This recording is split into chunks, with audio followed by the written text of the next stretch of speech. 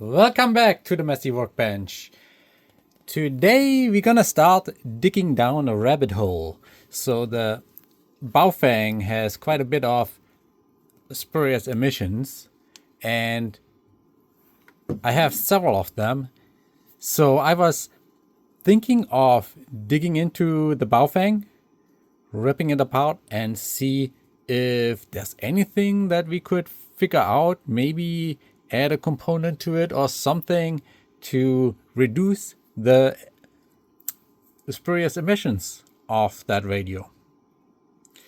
So that's what the ultimate goal is. It's going to be probably a long discovery project, whether or not that is possible. I haven't opened up that radio yet or anything, so I'm not totally sure how successful this project will be, or if you just destroy a radio here. Either way, so the first thing we need to do is we need to take some measurements so we have a reference whether or not we actually improved anything. So I'm going to go ahead and set that up. I did already set that up for measuring the spurious emissions. So let me go ahead and take a couple of shots here. So I got our friend a tripod, so I have both hands free and can start working on this.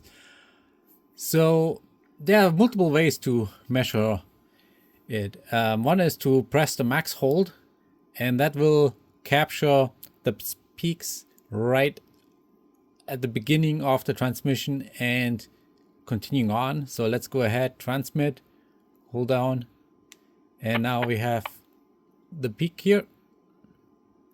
So let's go ahead and save this. So obviously the second and the third harmonic are above the 25 microwatts. So let's go ahead and save that.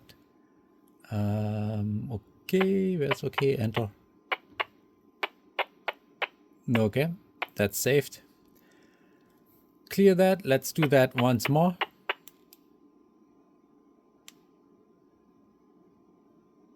Oh, max hold. Save.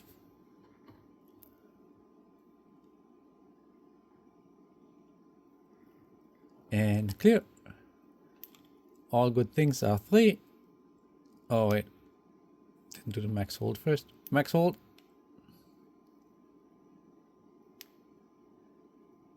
So yeah, right here, the second one kind of jumped high up. I don't know why. So save that. And now clear. So now what we do is we push it down, hold it, and then max hold. Save, enter.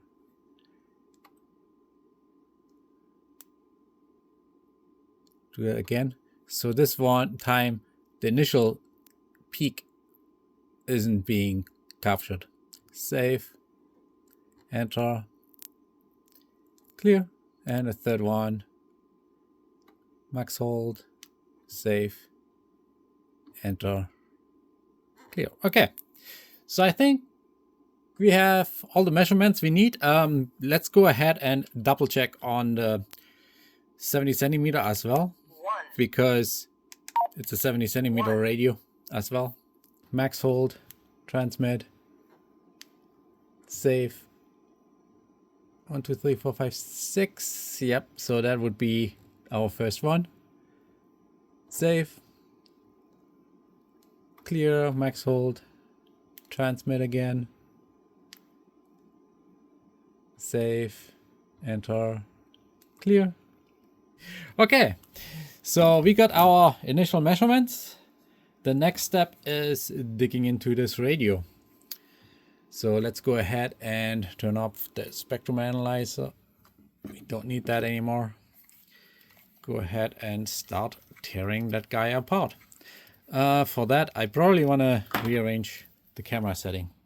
Hold on. Okay, so if we start off tearing off the battery, serial number is 535 at the end. case you're wondering. So how do we dig into this guy here? We definitely can take off the clips here. That doesn't do much. The button right here is being pulled off. Just pull it off like this way, and let's go grab a box we can put stuff in. So the next thing is right here. It has a magnetic screwdriver. It has a ring that you can kind of turn both around. This one as well. So we have to unscrew these two things. I need to find a proper tool for that. So let me do that. Hold on. Moved you to the other side here. So what's a proper tool is always questionable. So here I put a 9-inch wrench in. That kind of fits. And we can just spin that around. It wasn't too strong on there. On that one, the 7-inch kind of fits in. Not totally. But another way you can do it maybe is take a plier there and put it into the grooves and then rotate it around. Just be careful not to screw up the notch. If you had the proper tools, it would be obviously much better. But yeah, we don't want to mess it up too much. The wrench or the pliers work a bit nicer than a screwdriver. Screwdriver puts force on one side, especially when it's still tight. Kind of want to put the force on both sides equally. So this here looks, it's nearly done, but it still doesn't want to come out. Come on.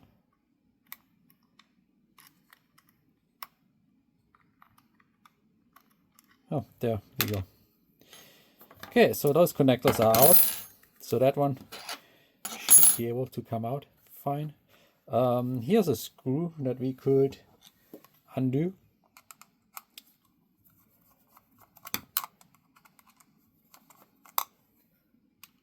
Not 100% sure if that screw is needed to be undone.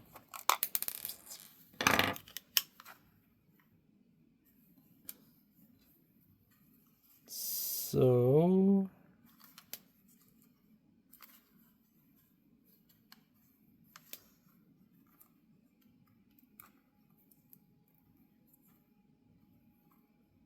that might be just a rubber stop that we get out.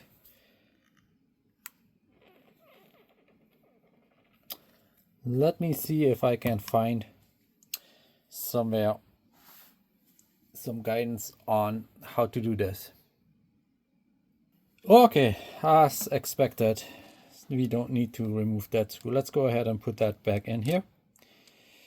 What we need to do is, it's all just snap in. Oh, gosh, this screwdriver is magnetic. Fix up all crap. So let's go ahead, leave stuff together we can leave together. We just need to, it's snapped in here, so we need to pop this up, open, push that a little bit far enough that we don't break the plastic. I hate snap-ins.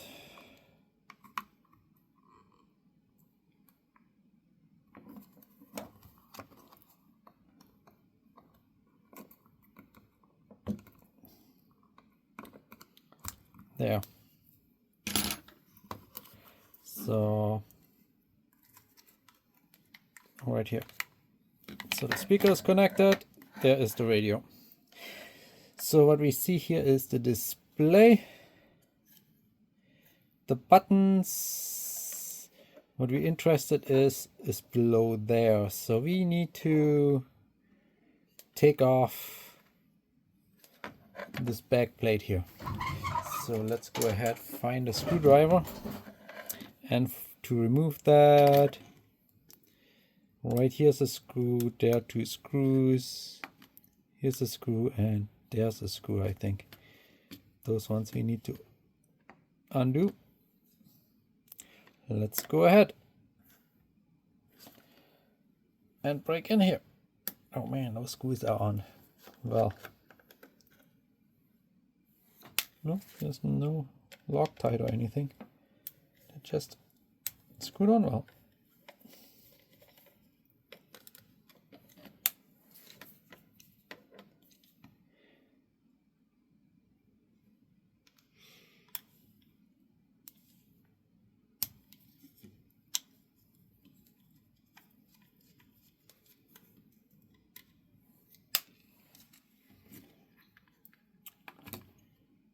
So this is loose. So we only did the 3 screws. This one, this one, this one. Let's go ahead, undo this one.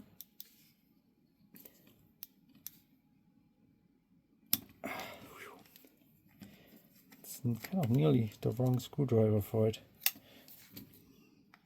because I need to push really hard so it doesn't skip. Ah, crap, this one is skipped. There. And how loose are we here?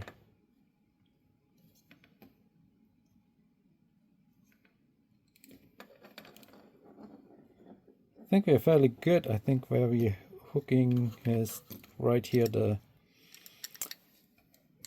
connector, antenna connector. Let's unscrew that guy. Is this the same screw? Looks like the same screw as the other ones.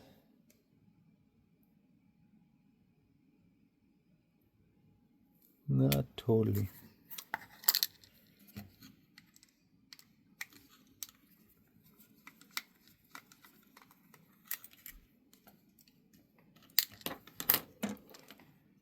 So let's see what happens when we pull that now out. Does it work?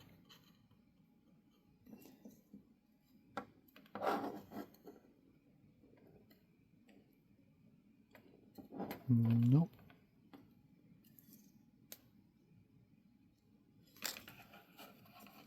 Do I need to unsolder that?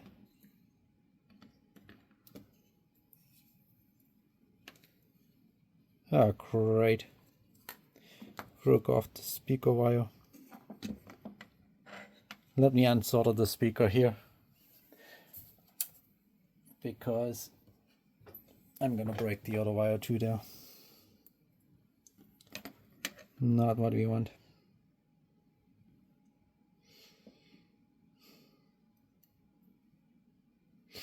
And then I'm gonna investigate on this here. Hold on, you need to unsolder.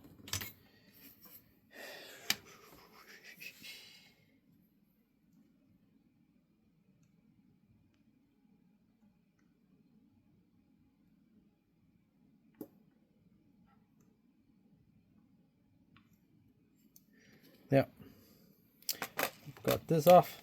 Perfect. So let's investigate. So the board is free on all of that besides up here. So there the potentiometer comes out with it. It's that antenna connector. And that looks as if it's soldered on to the board right here. Let's boot up the desoldering station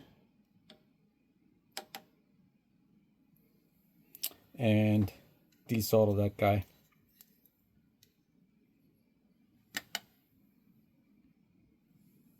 Okay, the desoldering station is warm.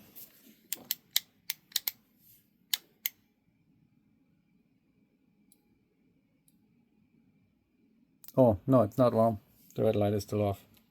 On. It's not green. So let's hold on.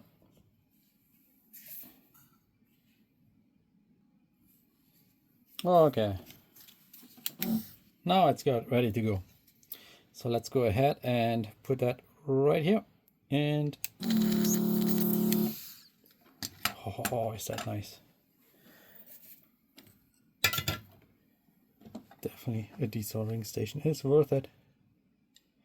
So we really didn't need to take that guy out, those screws. Kind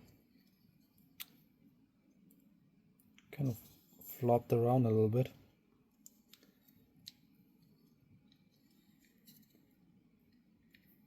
Should be now loose. Did it kind of get stuck again? Yeah. So now we should be able to pull that out. Perfect. And we see the radio. Let's go ahead and put those two screws in again, since that was not needed. Just so we know how everything goes back together and we don't lose anything. And so on and so on and so on. It's a pain. Boink. There. If you want to see it, how badly I am. Fortunately, this one is not magnetic.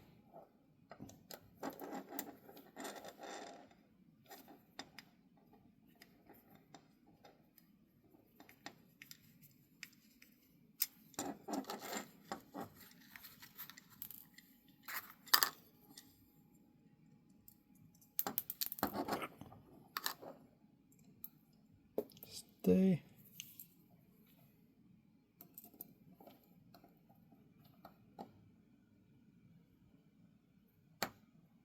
There it is. That's on. Let's go ahead and tighten this guy. This is tight. This is tight. There. So all what we have here, overview, a big aluminum piece. Right there's the contact for the negative terminal against this case, and the positive terminal of the battery is right here. So what we have to do, now that we have access to everything, guess that was somewhere around here. Don't lose that. What is this here? Fell off too. Need to watch a video later. So put all of that stuff back in here. Anything else that falls out? I think we're good. Yeah, there was no cleanup of stuff. Wouldn't be bad to clean that up. Since we have to do some tracing, I'm gonna do that. I'm gonna clean that up with alcohol so that looks a bit nicer.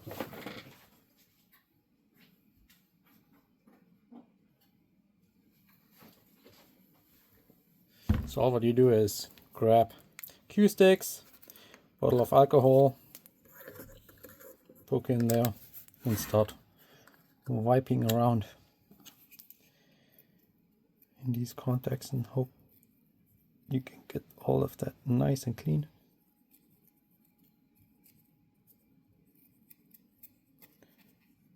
Right now it's wet, so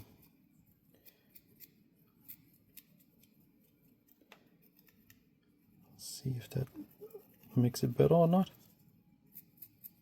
That looks nice.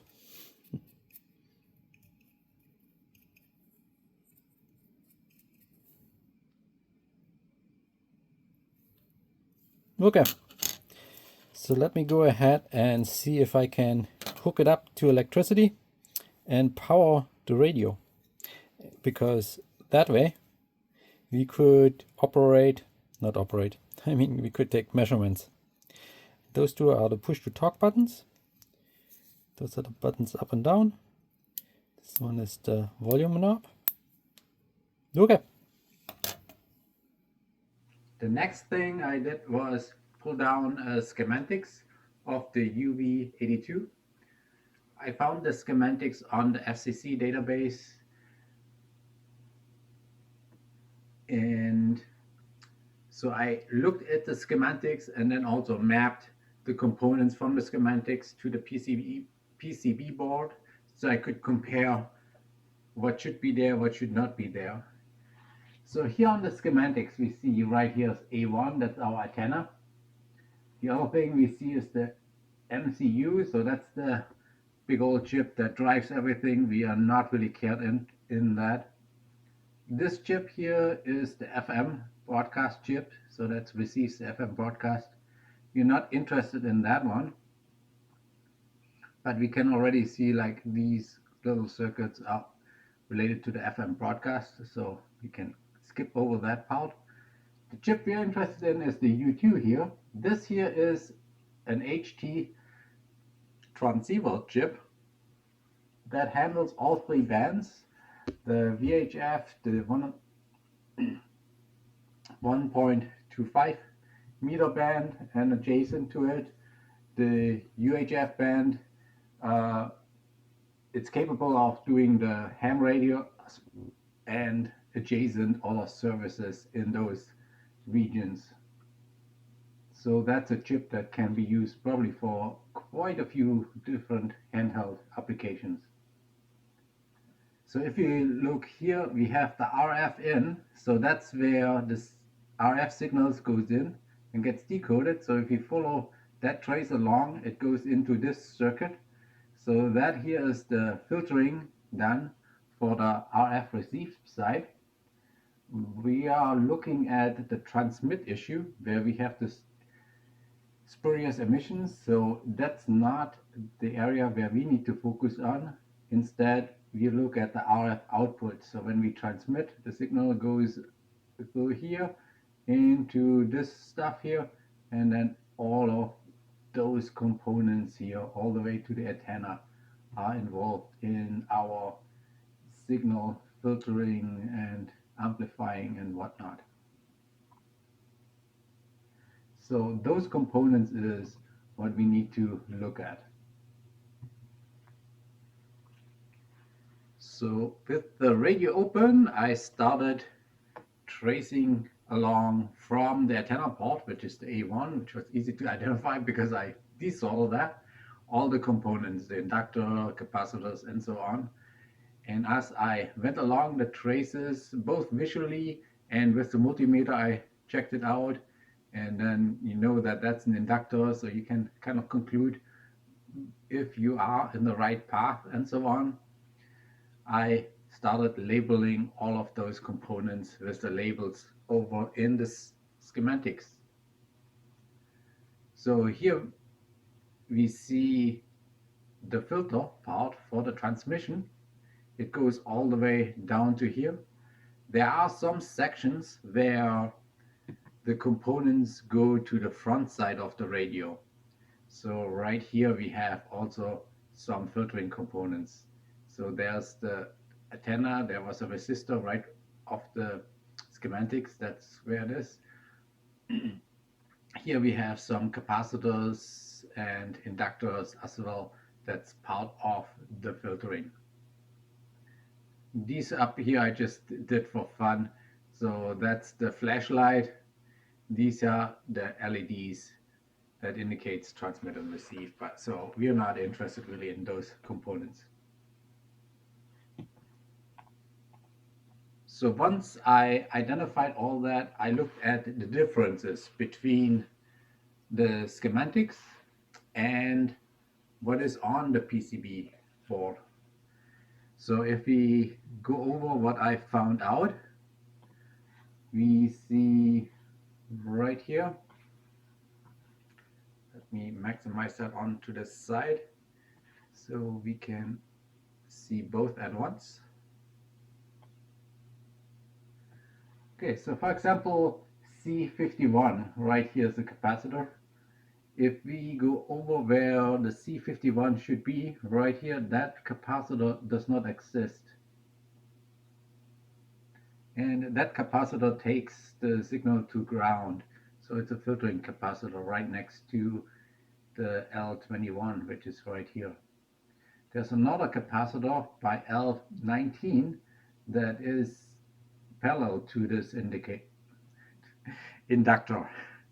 So right over here is L19 and that's C46. Right here, that one is not populated either. Then over here at L20 we see C48, which is not populated. However, if we go over here to 20 and C48, we see that the schematic says it shouldn't be populated. So that one is correct. So keep going to C43.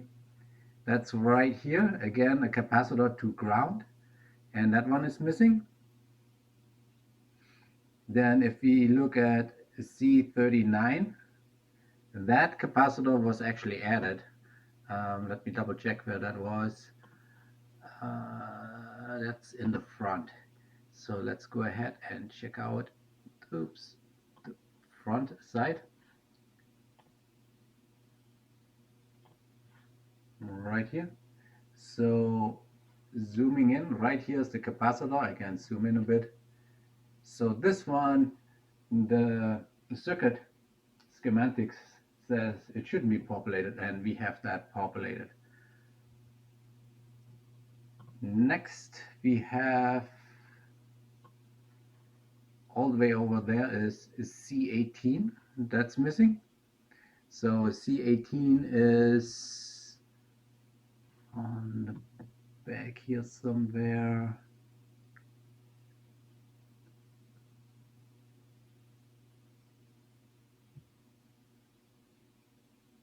Where was that?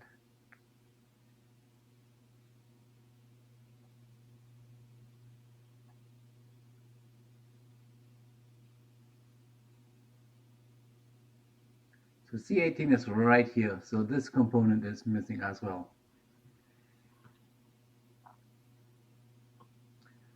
A few major parts that are missing is this here, right here. So we have an inductor, a capacitor to ground, not inductor, capacitor to ground. And that section is right here. So here we have the L25 as a capacitor to ground. And then we have the L26, which is right here, and the capacitor to ground. So you see the capacitor to ground is missing. The L26, the inductor was replaced by a 0 ohm resistor, so that's just a jumper. So there's no components in there. The next section is this area here. That is in the front. The front was a little bit tricky. Right here we have one trace, so those two are connected. They go to a pad, a freestanding pad of 3 components joining together. Same here, just a different order. And then the components go to ground here and here. So those pads look very much the same. I did kind of guess, and then my confirmation was done by other photos that I saw. I'm going to cover that in a second. That this is the L14 and the diodes 5 and 6, and that's L16, the diodes 7 and 8 from the schematics. So if we go ahead and move that to the side so we can compare them. So right here is the L16 and the 2 diodes. This capacitor is on the front side, so right here is a through that goes to the other through hole that goes to the other side to continue on. Over here the L14 is kind of the same situation, different kind of diodes, a different inductor and a different capacitor. All of those ones have the NOP, which stands for we are not populated. So that one we really don't need to worry about. So only this part here is missing. So if you want to check out where that C33 is, I'm going to jump back to the front side. Right here. So this little pad here is by itself connected to the front side on this back. So that one just bridges over to here. this section is actually a quite interesting section. That's the section where I marked it in purple. So you have a whole bunch of capacitors in a row going to ground. So the first one is not connected, then you have one connected, then one is not connected, then you have several here. Two of them are not connected, one is connected, and then this one is not connected either. Here they have this weird zigzaggy part, and that's kind of what I guessed, that this has to do with the zigzag that we see right here. So here we come in to C34, which is this one here, and then can I maximize and move that a little bit over?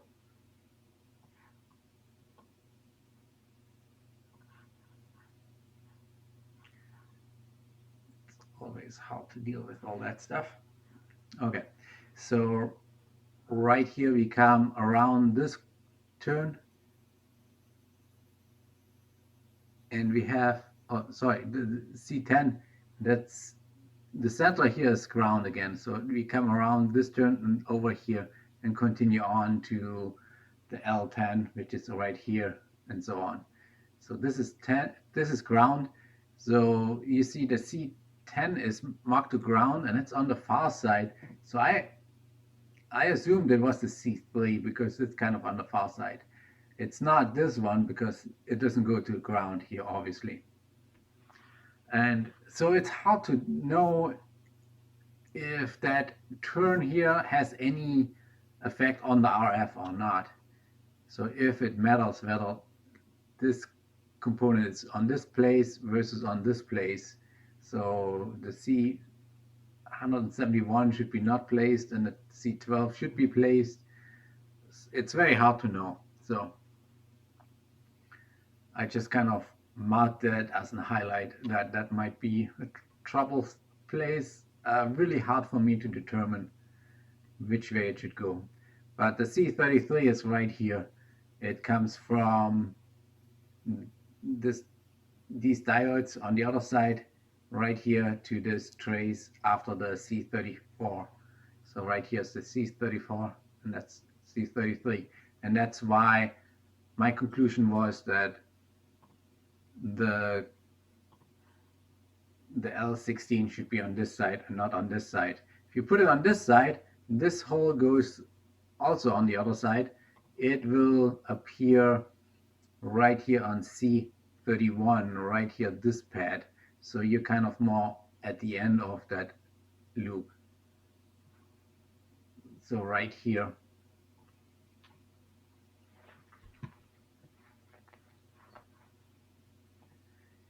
Another thing that I marked as noticeable is this C38. So that's again on the front side. Let me get rid of this guy. And right here is the C38. For orientation, you really have to orientate yourself here. The Q6, that's that component. So we have this pad here that goes to the R20. That's right here, this pad that goes to R20. And right to the R20, it also goes to the C38.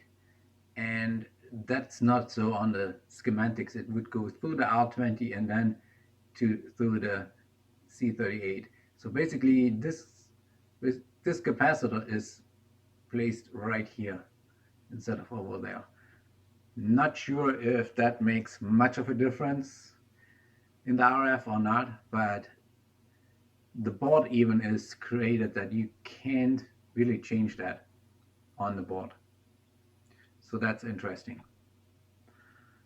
Now that I identified the problem components that we are missing or additionally there, I went ahead and looked at the FCC document that has a picture of the radio internals.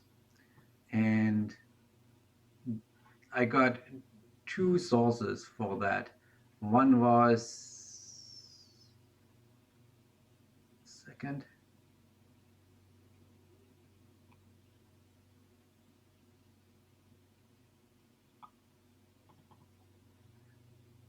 So yeah, that's the same internal pictures of the radio that I got the schematics of.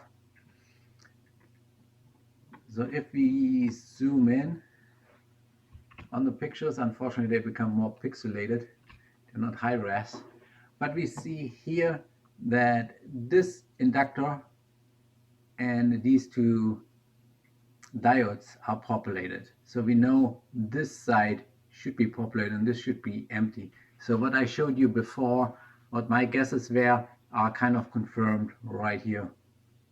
You also see that this capacitor is on that side, so that should be fine on that front. If we look on the back side, we see that both inductors are populated. We don't have that weird 0 ohm bridge. We also see that these capacitors are in place that we are missing. So it kind of confirms with most of the stuff that it was missing and needed to be updated. The C64, let me go ahead and pull up the picture where we have all the numbers. So the C64 right here, so that's behind those two inductors. If you look right here, so this place is also not populated on the board. So even though the schematic says it should be populated, it's not populated on the board. So there is a case where my radio actually matches their test radio. The other thing that we can compare is this little trace of the C34. So right here we see the C34. Then we have a capacitor, empty capacitor. So you see that the C33 is connected, which we would need for those diodes on the other side, an inductor on the other side to work. The C12 here is on this position. Unfortunately, I can't tell if that's the same value as here. That's the big problem. When I went through all of those components, I wasn't able to check the values because they're all soldered in. In order to really check the values, I would have to unsolder them. It's kind of a bummer.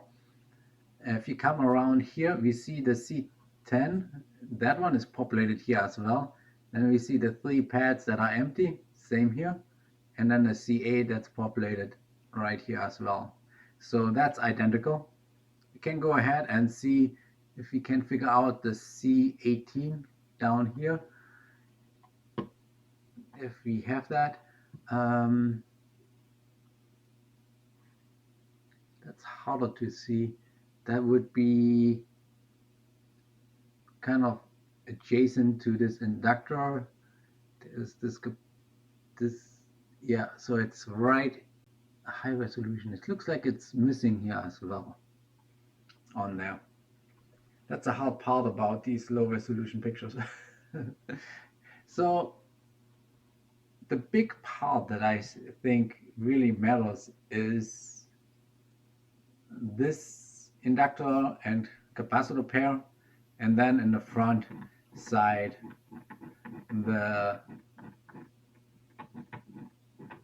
this filter section here. I assume that's filtering. One thing that I don't know is these diodes. I looked tiny bit into them. They look like they're specific for radio frequency RF diodes. I'm not 100% sure what their behavior is. That's something that I could research more to understand what kind of filtering they would be performing. If you do know that, go ahead, leave that in a comment. Also, if you have any idea which section of the schematics would be the most impactful on our spurious emissions, do let me know about that as well, because our goal here is just to knock down those spurious emissions so we get a clean signal and can utilize that radio again. If you want to look at these pictures and documents in order maybe to help me out a little bit or something else, I updated my website to include that.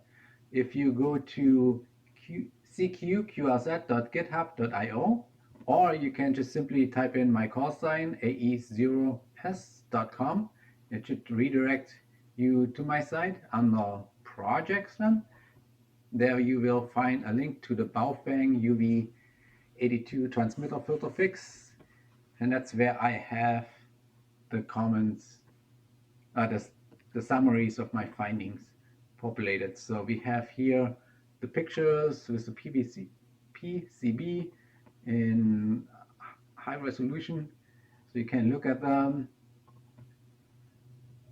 I also have a link to the schematics and where I got that from. Again, the picture where I just highlight my findings so far, and then the comparison with the internal photos down here. So if you do see anything that can help us out getting to a solution on that radio to fix the spurious emission, let me know in the comments. I definitely appreciate that. My next steps here probably will be maybe learning a little bit more about those diodes I mentioned, looking at the components that are missing. Is that something that I can buy? And if I can, that would be awesome. Maybe I go ahead and buy them and start placing them into the radio and then compare that with my earlier measurements if the spurious emissions in any way respond to those added components or not. That's all for today though.